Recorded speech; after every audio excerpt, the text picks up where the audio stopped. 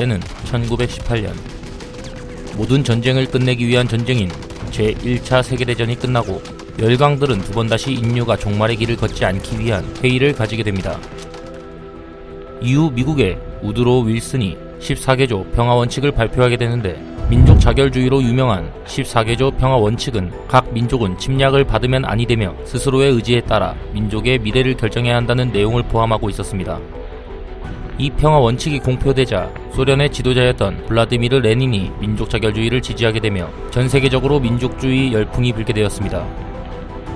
이 소식은 일제의 강압적인 억압과 수탈에 피해받고 있던 한국인들에게 커다란 희망을 안겨줬으며 전 세계가 주목한 민족운동을 일으키게 됩니다.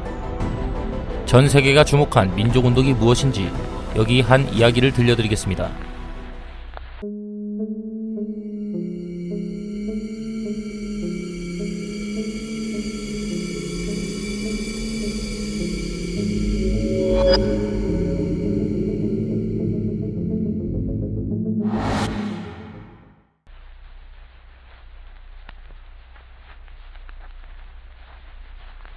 (1919년 1월) 대한제국의 고종 황제가 아무런 예고도 없이 갑작스럽게 붕어하게 되었습니다.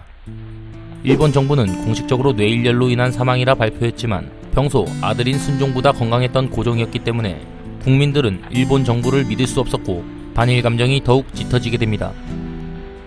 고종 황제의 승하 소식과 격양되어가는 반일 감정 때문인지 1919년 2월 만주에서 최초로 독립운동가 39명이 모여 독립선언을 외치게 됩니다.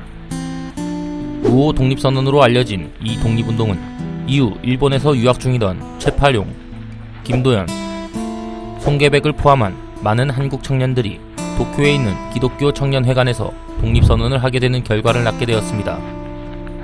독립선언을 하자마자 청년회관을 감시하고 있던 정치 경찰들이 이들을 체포하게 되고 자리에 있던 많은 한국인들은 형장의 이슬로 목숨을 잃게 되었습니다. 중국과 일본에서 독립선언서가 나오자 민족대표 33인은 더 이상 가만히 있을 수 없었습니다. 나이 어린 청년들도 목숨을 담보로 독립선언을 외치는데 민족대표인 그들이 가만히 있었다는 것 자체가 부끄러운 일이기 때문이었습니다. 이후 최남선이 초안을 작성하게 되고 한용운이 내용을 추가해 독립선언서를 만들게 되는데, 이게 바로 그 유명한 기미 독립선언서입니다. 선언서를 만들고 민족대표 33인은 1919년 3월 1일 종로에 있는 탑골공원에서 독립선언서를 낭독할 계획을 세웠습니다.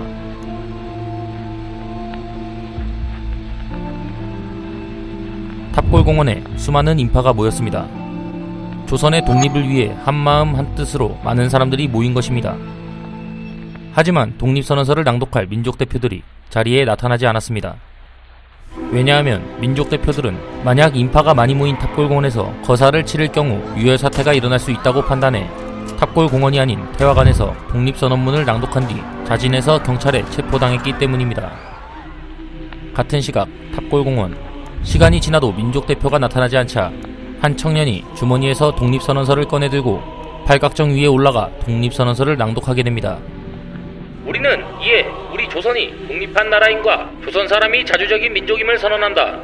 이로써 세계 만국에 알려 인류평등의 큰 도의를 분명히 하는 바이며, 이로써 자손 만대에 깨우쳐 일러 민족의 독자적 생존의 정당한 권리를 영원히 누려 가지게 하는 바이다.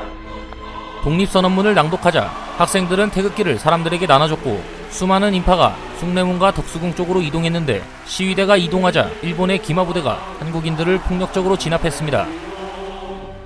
하지만 독립을 원하는 한국인들이 많았기 때문인지 이 운동은 점점 더 규모가 커져 3월 말에는 전국적으로 만세운동이 퍼졌고 전 세계의 한국인 밀집 지역에서 만세운동이 일어나게 됩니다.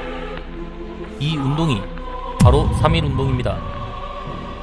한 사람이 외친 진실된 목소리가 전 세계의 언론사들이 3.1운동을 주목하게 만들었고 일제의 가혹한 통치의 참상을 널리 알려지도록 한 것입니다.